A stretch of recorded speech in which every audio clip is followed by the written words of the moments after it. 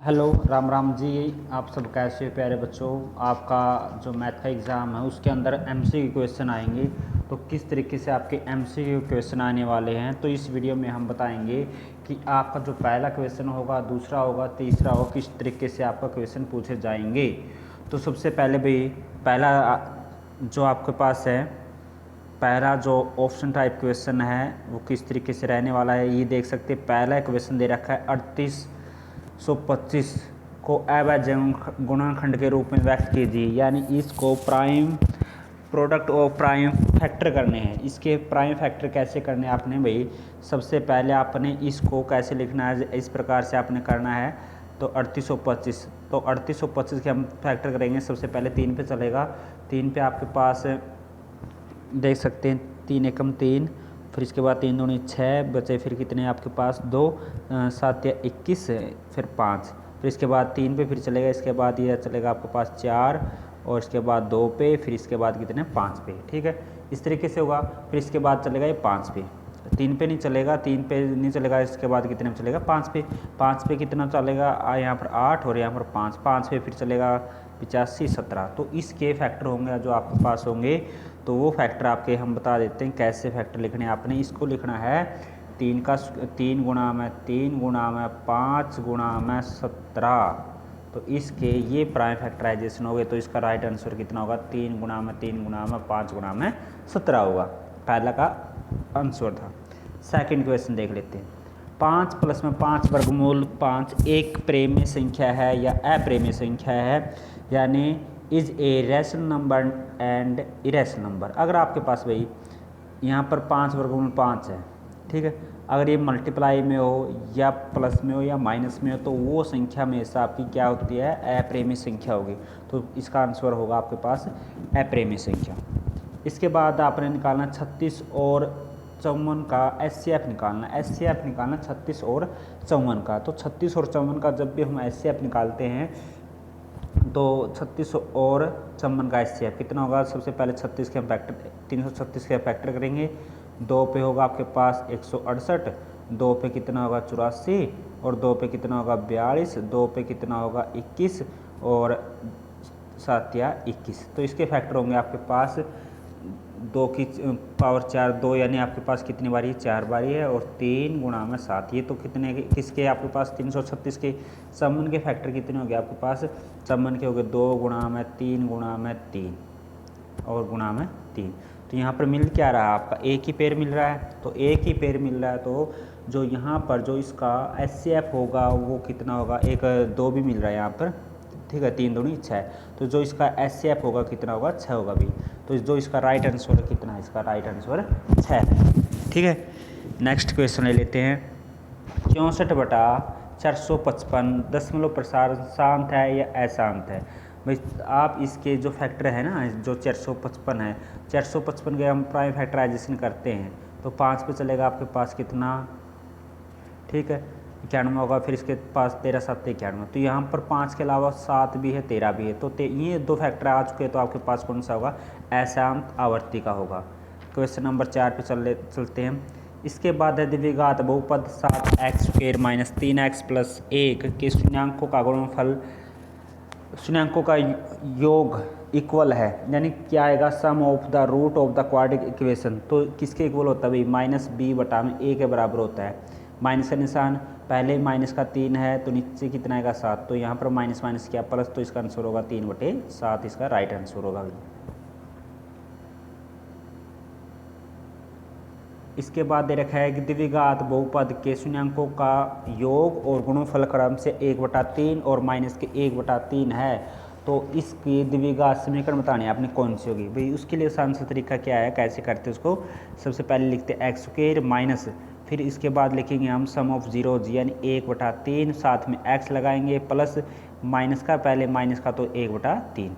तो क्या इतना होगा आपके पास x² माइनस x/3 माइनस में 1/3। तो इसको हमने 3 से मल्टीप्लाई करने, 3 से मल्टीप्लाई करेंगे, ये हो जाएगा x² माइनस में x और माइनस में 1। ये आपके पास राइट आंसर होगा 3x² माइनस x माइनस 1। तो इसका राइट ऑप्शन कौन सा होगा आपका, बी इसका राइट ऑप्शन होगा भाई। नेक्स्ट है क्वेश्चन नंबर 7। क्वेश्चन नंबर 7 आपके पास रैखिक समीकरण का युग्म 4/3x प्लस 2y बराबर है 8, 2x प्लस में 3y बराबर है 12 संगत है असंगत है, कंसिस्टेंट है इनकंसिस्टेंट है, कैसे इसको बताना है। ए आपके पास ये है तो 4/3 और बटे कितना लिखना है आपने 2 लिखना है इसके, तो ये होगा आपके पास 4/3 पलट के आएगी आपके पास 2/1, ये होगा आपके पास 8/3, तो A1/A2 का मान। ठीक है, इसके बाद आपके जो नेक्स्ट है वो आपके पास है 2/3, तो 2/3 दे रखा है यहाँ पर, तो 2/3 है तो यहाँ पर कितना होगा आपके पास 2/3 है, तो 2/3 दे रखा, तो यहाँ पर आपके पास कौन सी होगी आपके पास ये संगत होगी। तो इसके बाद next question number 8 s minus T equal 3 s/3 ये दे रखा है, तो इसको कैसे सोल्व करेंगे भाई। देखिए आसान सा तरीका है, जो s की वैल्यू रखेंगे हम, s की वैल्यू क्या होगी यहाँ पर t प्लस में 3 होगी। ठीक है, t प्लस में 3 या 3 प्लस में t लिख सकते हैं, इसके स्थान में रखेंगे आप s के स्थान पे, तो 3 प्लस में t और बटा में कितना 3 प्लस में t बटा में 2, तो इसके साथ मल्टीप्लाई करेंगे 3 दूनी 6 प्लस में 2t प्लस में कितना होगा 3t।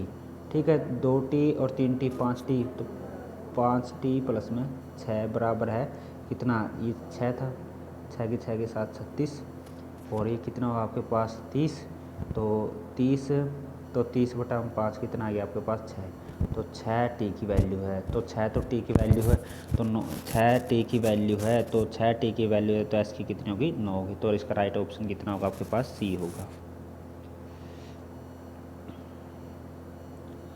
Question number 9, question number 9 के आपने क्या करने हैं, 6x² माइनस x माइनस 2 बराबर 0 के गुणनखंड ज्ञात करनी है। तो गुणा तो आनी चाहिए 12, ठीक, अंतर आना चाहिए कितना x, तो ये लिखेंगे यहाँ पर x² माइनस के कितने 4x प्लस के 3x और माइनस के 2, यहाँ से कितना होगा आपके पास 2x होगा, यहाँ पर होगा 3x माइनस का 2। ठीक है, यहाँ से किसका आएगा प्लस का 1 कॉमन आएगा, तो एक तो हो गया 3x माइनस 2 होगा, एक होगा 2x प्लस में 1 ही इसके फैक्टर होंगे। इसके बाद है द्विघात समीकरण के मूल ज्ञात करने, ये सेम क्वेश्चन है, इसके जो आंसर है मल्टीप्लाई तो 12 आएगी और x एक अंतर बचना चाहिए इसका, आप इसका निकाल सकते करके बताएंगे आपको। इसको लिखेंगे हम 2x², ठीक है, 4x माइनस में 3x माइनस में 6, तो यहाँ पर 2x होगा, तो यहाँ पर होगा x प्लस में 2 और यहाँ पर माइनस के 3 कॉमन, तो यहाँ पर x प्लस में 2, एक तो फैक्टर होगा x प्लस 2 और दूसरा फैक्टर होगा 2x माइनस में 3, ये फैक्टर होंगे इसके। ठीक है, अब चलते हैं क्वेश्चन नंबर 10 पे। तो क्वेश्चन नंबर 10 आपके पास मोस्ट इम्पोर्टेंट क्वेश्चन है, 3x² प्लस kx प्लस में 3 के मूल बराबर हो तो k का मान ज्ञात करने। k का मान के लिए जब मूल बराबर हो तो क्या होगा आपके पास b² माइनस में 4ac का मान 0 के इक्वल होता है, तो b का मान है k² माइनस में 4a का मान 3 है, c का मान 3 है, तो ये होगा आपके पास 12 या 36, तो यहाँ पर इसका जो वैल्यू होगी कितनी होगी प्लस माइनस के 6, तो इसका राइट आंसर कितना होगा प्लस माइनस के 6 होगा।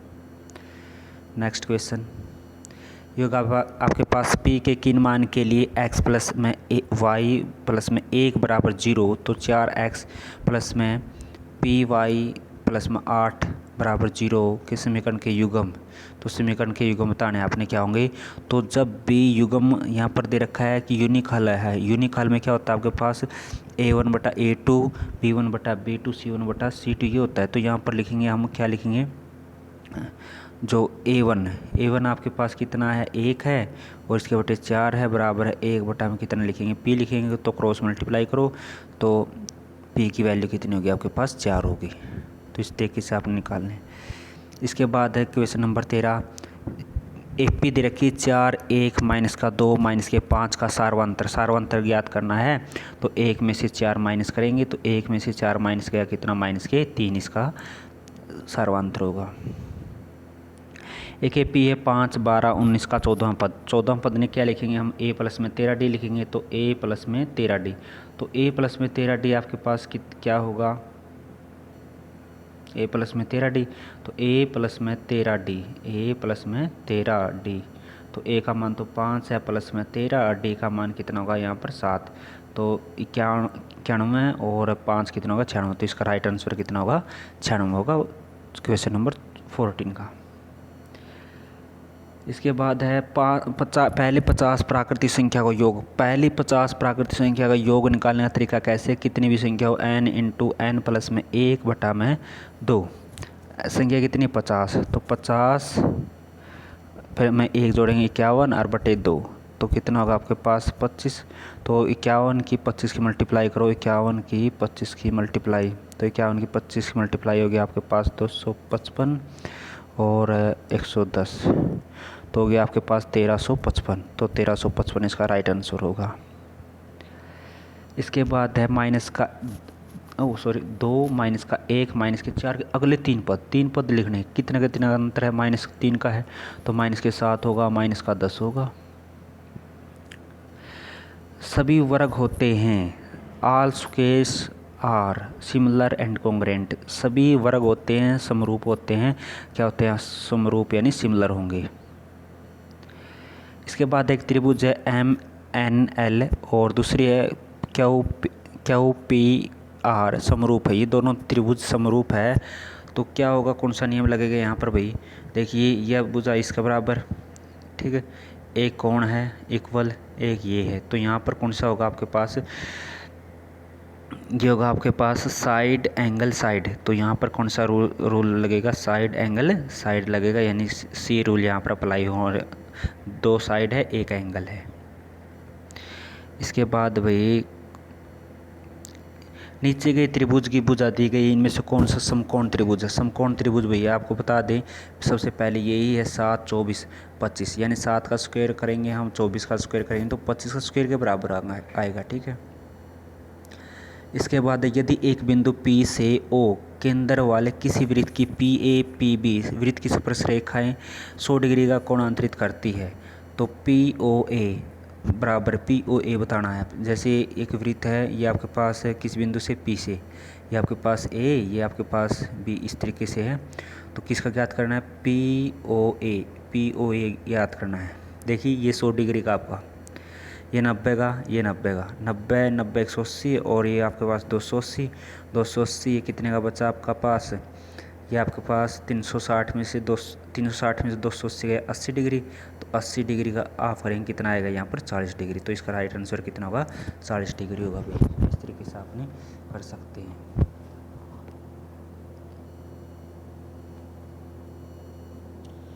आगे दे रखे है वृत्त तथा उसकी स्पर्श रेखा के उपनिष्ठ बिंदु को क्या कहते हैं, उनका वृत्त और उसकी स्पर्श बिंदु उपनिष्ठ बिंदु को कहते हैं, क्या कहते हैं, स्पर्श बिंदु कहते हैं, यानी वृत्त है और स्पर्श रेखा उसके उपनिष्ठ बिंदु को क्या कहते हैं। जैसे ये होता है ना आपके पास, ये होता है, ये आपके पास तो वृत्त है, तो ये आपके पास इसको बोलते हैं स्पर्श बिंदु, इसका राइट आंसर होगा पॉइंट ऑफ कॉन्टैक्ट। इसके बाद है 22वां क्वेश्चन, तो एक बिंदु Q से एक वृत्त पर स्पर्श रेखा की लंबाई 24 है, Q से दूरी 25 है, तो कितनी होगी इसकी दूसरी कितनी होगी, 24 25 है, तो वहाँ पर आंसर कितना आएगा 7 आएगा भी, 7 इसका आंसर है। यहाँ पर दे रखा है आकृति में DE समानांतर है BC, तो EC का मान याद करना। देखिए भाई आसान सा है, ज़्यादा मुश्किल तो है को नहीं। देखो इसका बटा में या आसान सा है, इसका बटा में या इसका बटा में या, तो 2/4 और यह होगी 1/में EC, तो क्रॉस मल्टीप्लाई करेंगे तो कितना हो जाएगा आपके पास 2 EC बराबर 4, तो EC का मान कितना आ गया आपके पास 2 आ गया, तो इसका आंसर कितना आ गया 2 हो गया। इसके बाद है 24वां क्वेश्चन में 2 पॉइंट दे रखी दूरी सूत्र, दूरी सूत्र लगाना आपने। दूरी सूत्र क्या होता है आपके पास, x2 माइनस में x1 का होल स्क्वायर प्लस में y2 माइनस में y1 का होल स्क्वायर, ठीक है, ये आपके पास दूरी सूत्र सारे का वर्गमूल कर सकते हैं। इसके बाद है वह बिंदु ज्ञात कीजिए जिसमें बिंदु 1 -5 -4 5 को मिलाने वाला रेखाखंड x अक्ष पे विभाजित करता है। ये आपके पास मोस्ट इंपॉर्टेंट क्वेश्चन है, 7.2 का क्वेश्चन नंबर 4 है ये आपके पास इस टाइप का, ठीक है, यानी 2 पॉइंट दे रखे आपके पास, कोई भी 2 पॉइंट ये, तो यहाँ पर x पे होगा x 0 होगा, ठीक ठीक है। यहाँ पर विभाजन सूत्र लगाएंगे, विभाजन सूत्र है ये y का मान है ना 0 है, तो y का मान 0 रखेंगे, ठीक है। यहाँ से आपका अनुपात आ जाएगा। अनुपात क्या मानेंगे हम, k अनुपात में 1 मानेंगे। आप कर सकते हैं भाई, अगर नहीं आए तो कमेंट कर देना, आप कमेंट में पूछ सकते हैं। उस बिंदु के निर्देशांक ज्ञात कीजिए जो बिंदु 4 - 3 और 8 5 को मिलाने वाला रेखाखंड को आंतरिक रूप से 3:1 में विभाजित करता है। यहाँ पर सूत्र लगेगा आपका m2 x1 प्लस में आपके पास m1 x2 और नीचे होगा आपके पास m1 प्लस में m2 होगा, ठीक है। तो y के लिए यहाँ पर सेम है y1, यहाँ पर y2, नीचे होगा m1 प्लस में m2। इस तरीके से आप कर सकते हैं इसको भी। ले भाई क्वेश्चन नंबर 27 आपके पास आ चुका है। एक्स अक्ष पे वह बिंदु ज्ञात कीजिए जो 2 और -5 है, -2 और 9 है, ठीक है। तो एक्स के अक्ष पे पॉइंट क्या होते हैं, x0 होता है। तो x0 होता है तो हमेशा आपको ध्यान रखना है कि x0 होता है, ठीक है।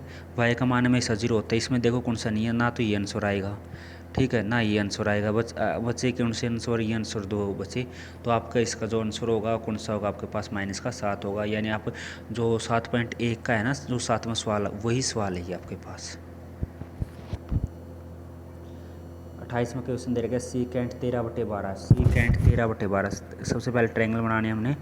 सीकेंट क्या होता है, जो कोस का मान होता है ना, कोस का मान क्या होता है, कोस का मान होता है बेस बटा में h, तो इसका उल्टा करेंगे ये तो 13 आपके पास, ठीक है। ये आपके पास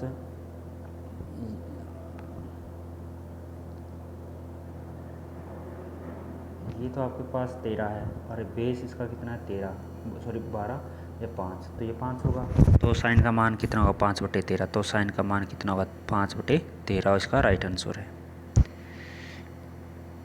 अब यहाँ पर दे रखा है 2 tan 30, 2 tan, तो लिखेंगे आप 2 गुणा में tan का मान 1/√3 और 1 प्लस में 1/tan 30 का ही 2 बार गुणा करनी तो 1/3, तो 3 एकम 3 ये जगह आपके पास 2/√3 और नीचे कितना होगा आपके पास 4/3, ठीक है। तो इसको किस प्रकार करेंगे हम, 2/√3 होगा पास आपके पास 3/4, तो ये 2 ये होगा आपके पास ऊपर होगा आपके पास 3/2√3 होगा। तो इसको क्या लिख सकते हैं हम, √3 गुणा में √3, नीचे कितना आपके पास 2√3, तो √3 से √3 कैंसिल, बचा कितना √3/2, तो √3/2 किसका मान होता है आपके पास, साइन 60 का मान होता है, ठीक है। इसके बाद देख सकते हैं आपके पास 2 tan 45 cos 30 sin 30, यहाँ पर कैसे मान निकालना है, 2 गुणा में tan 45 का मान 1 है प्लस में cos 30 का मान आपके पास 1/2 वर्गमूल 3/2 और का स्क्वायर माइनस में इसका आपके पास कितना वर्गमूल 3/2 का स्क्वायर। ये तो 0 ये कैंसिल, तो बचा कितना 2 का 1 का ही 2 बार गुणा करेंगे हम 1, तो आंसर कितना आएगा इसका 2 आएगा। तो इसके बाद त्रिज्या 14 सेंटीमीटर वाले त्रिज्या खंड पर कोण दे रखा है 60 डिग्री का। तो वृत्त का क्षेत्रफल, वृत्त के त्रिज्या खंड का क्षेत्रफल ज्ञात करना है। तो सूत्र क्या आपके पास θ/360 और गुणा में क्या है पाई 22/7 और कितनी 14 गुणा में 14, ये आंसर लाना है। तो 0 से 0 6 पे ये, ठीक है, 7 दूनी 14, 3 पे ये कटा आपके पास, तो 14 की और 22 की गुणा करेंगे तो 308/3, तो इसका राइट आंसर होगा सी, इसका राइट आंसर होगा भाई। नेक्स्ट क्वेश्चन, एक घड़ी की मिनट की सुई की लंबाई 7 सेंटीमीटर है। तो इस सुई द्वारा 15 मिनट में बनाया गया भाग का क्षेत्रफल ज्ञात करना है। तो क्षेत्रफल इसका कैसे ज्ञात करना है भाई, देखिए जो मिनट की सुई है नहीं, तो मिनट की सुई आपके पास 15 मिनट पूछा है। तो पहले तो इसका निकालो कोण कितने डिग्री का आएगा, ठीक है, कितने डिग्री का आएगा आपके पास। जो सुई है नहीं आपके पास जो उसका है 360, ठीक है, 360 वो है तो बटे 60, तो 0 से 0 गई कितना 6, तो 1 मिनट में 6 डिग्री का बना हुआ, तो 15 मिनट में कितना हो गया 90 मिनट का, 90 डिग्री आया, तो 90/360 और गुणा में पाई का मान 22/7 लेना है। तो 7 गुणा में 7, तो 7 7 कटे यू कट गया तो 4, तो आपके पास 2 पे यू कट गया 11, 11 77/2 इसका राइट आंसर होगा। 77/2 इसका राइट आंसर है।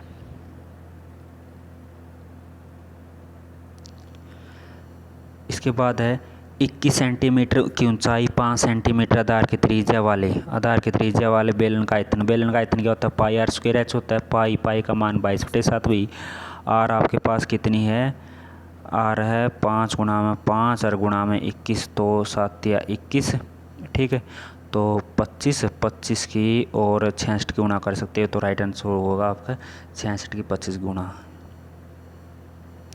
इसके बाद है त्रिज्या 8 सेंटीमीटर वाले बेलन का आयतन क्या होता है आपके पास, 4/3 पाई आर की 3 होता है, तो 22/7 और गुणा में 8 तो इनकी गुणा कर सकते हैं और 21 से भाग दे सकते हैं, इसका राइट आंसर होगा भाई। त्रिज्या 4 सेंटीमीटर वाले गोले को पिघलाकर 2 सेंटीमीटर त्रिज्या वाले बेलन के रूप में अंतरित कर लिया जाता है। तो बेलन की ऊंचाई कैसे ज्ञात करनी है भाई, गोले का आयतन का सूत्र लगेगा यहाँ पर। देखिए 4/3 पाई ऐसे रखना है अपने, तो 4 गुणा में 4, ठीक है।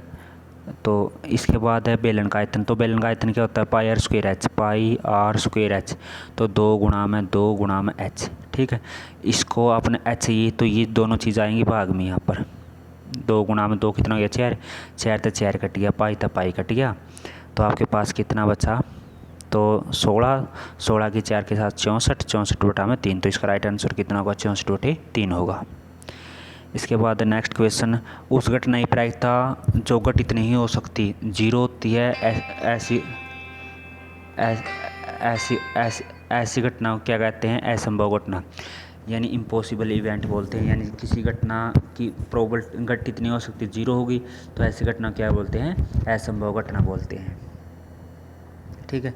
निम्न में से कौन सी घटना की प्रायिकता नहीं हो सकती, माइनस की नहीं हो सकती भाई, इसका राइट आंसर क्या आएगा आपके पास, बी -1/1.3। इसके बाद एक पासे को एक बार फेंका जाता है तो अवैध संख्या प्राप्त होने की, एक पासे में कितने टोटल परिणाम कितने होते हैं, 6 होते हैं, तो अवैध संख्या कितनी होती है उसमें, 2 3 5, 3/6, 3/6 ना काटेंगे कितना होगा, 1/2, तो इसका राइट आंसर कितना होगा, 1/2 होगा।